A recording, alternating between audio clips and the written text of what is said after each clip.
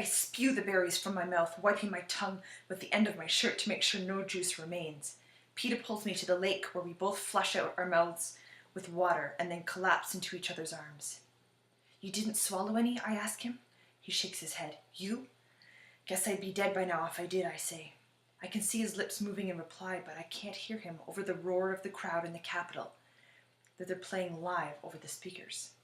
The hovercraft materializes overhead and 2 ladders drop, only there's no way I'm letting go of Peeta.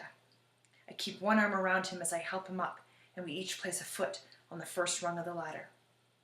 The electric current freezes us in place, and this time I'm glad because I'm not really sure Peeta can hang on for the whole ride. And since my eyes were looking down, I can see that while our muscles are immobile, nothing is preventing the blood from draining out of Peeta's leg. Sure enough, the minute the door closes behind us and the current stops, he slumps to the floor, unconscious. My fingers are still gripping the back of his jacket so tightly that when they take him away, it tears, leaving me with a fistful of black fabric. Doctors in sterile, white, masked and gloved, already prepped to operate, go into action. Peeta is so pale and still on a silver table, tubes and wires springing out of him every which way, and for a moment I forget we're out of the games. And I see the doctors as just one more threat, one more pack of mutts designed to kill him. Petrified, I lunge for him, but I'm caught and thrust back into another room, and a glass door seals between us. I pound on the glass, screaming my head off. Everyone ignores me except for some Capitol attendant who appears behind me and offers me a beverage. I slump down on the floor, my face against the door, staring uncomprehendingly at the crystal glass in my hand. Icy cold, filled with orange juice, a straw with a frilly white collar. How wrong it looks in my bloody, filthy hand with its dirt-caked nails and scars. My mouth waters at the smell, but I place it carefully on the floor, not trusting anything so clean and pretty. Through the glass, I see the doctors working feverishly on Peeta, their brows creased in concentration. I see the flow of liquids pumping through the tubes, watch a wall of dials and lights that mean nothing to me. I'm not sure, but I think his heart stops twice.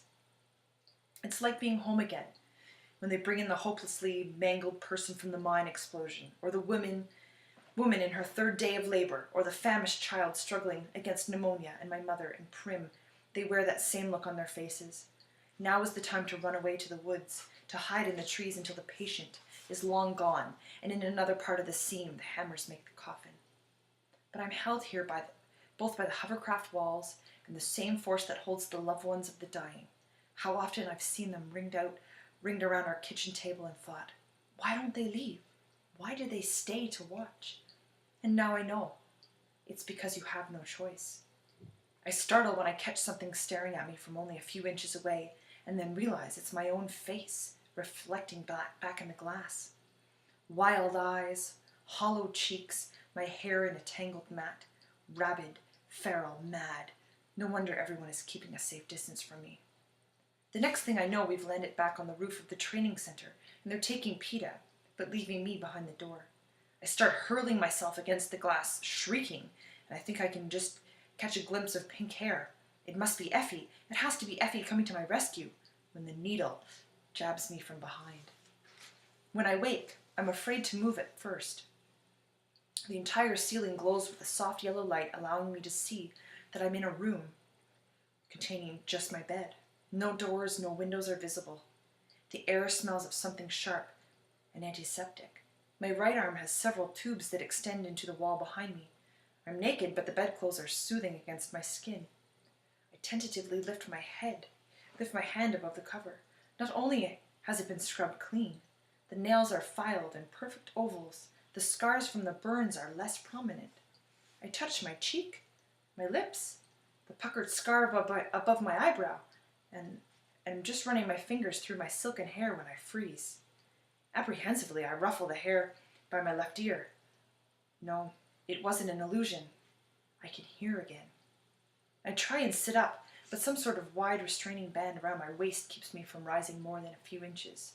The physical confinement makes me panic, and I'm trying to pull myself up and wriggle my hips through the band when a portion of the wall slides open, and in steps the red-headed Avox girl, carrying a tray. The sight of her calms me, and I stop trying to escape. I want to ask her a million questions, but I'm afraid any familiarity would cause her harm. Obviously, I'm being closely monitored. She sets the tray across my thighs and presses something that raises me to a sitting position. While she adjusts my pillow, I risk one question. I say it out loud as clearly as my rusty voice will allow, so nothing will seem secretive. Did Pita make it? She gives me a nod, and she slips a spoon into my hand. I feel the pressure of friendship. I guess she did not wish me dead after all, and Pita has made it. Of course he did, with all their expensive equipment here. Still, I hadn't been sure until now.